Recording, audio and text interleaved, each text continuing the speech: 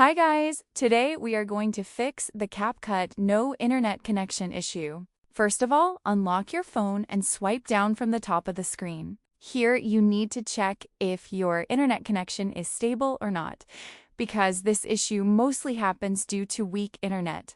If your Wi-Fi or mobile data is not working properly, just turn it off and on again. Once your connection becomes stable, open CapCut again and see if the problem is fixed. If the issue is still not fixed, then open the App Store on your phone.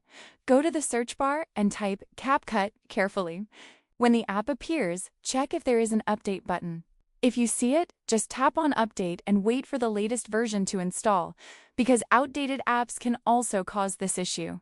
If the problem still continues, don't worry, this final step will definitely help.